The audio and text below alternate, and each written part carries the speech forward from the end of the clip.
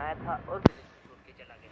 और दूसरी तरफ जब मेन विलेज में राजा को पता चला था कि दोनों बिल्डर भाई ने उसे धोखा दिया तो उसने गुस्से में आकर उन्हें विलेज से बाहर निकलवा दिया। दोनों बिल्डर भाई में से डग ने वापिस विलेज में जाने से इनकार कर दिया और जाके बिल्डर बेस पे पहुंच गया। जब वो बिल्डर बेस पहुंचा वो काफी हैरान हो गया था वहां पे पहुंचकर। और अंत में जब बिल्डर बेस पे एक नाव आई थी जिसपे हॉग और विजर्ड बैठे थे, वो काफी डर गया था कि राजा ने उसे भेजा होगा उसे ढूंढने के लिए। तो अब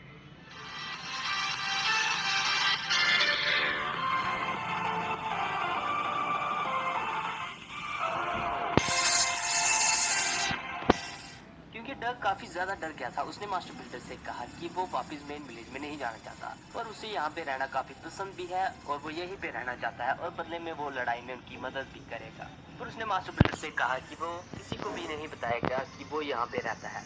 तो मास्टर बिल्डर ने उसकी बात मान ली।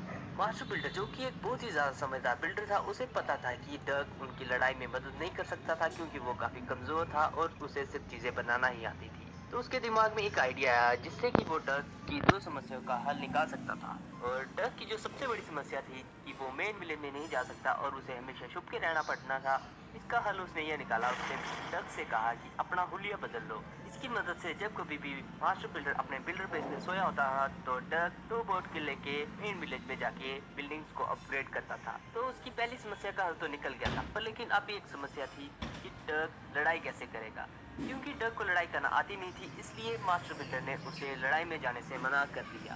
फिर उसके दिमाग में एक आइडिया आया, क्यों ना वो एक बड़ा सा सूट बनाए जिसकी मदद से वो बारबेरियन किंग की तरह उसमें शक्ति हो और वो उसके अंदर बैठ भी सके।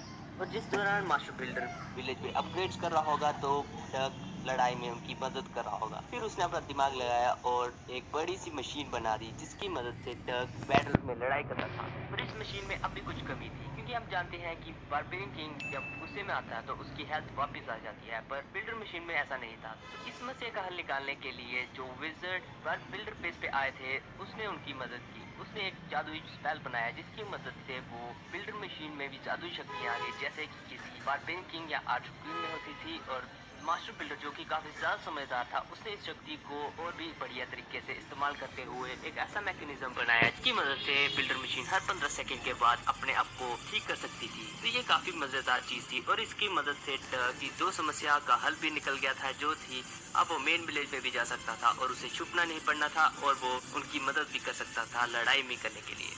तो ये थी स्टोरी बैटल मशीन की और कैसे डग पहुंचा था मास्टर बिल्डर की बैटल मशीन में। तो देखने के लिए शुक्रिया, उम्मीद आपको ये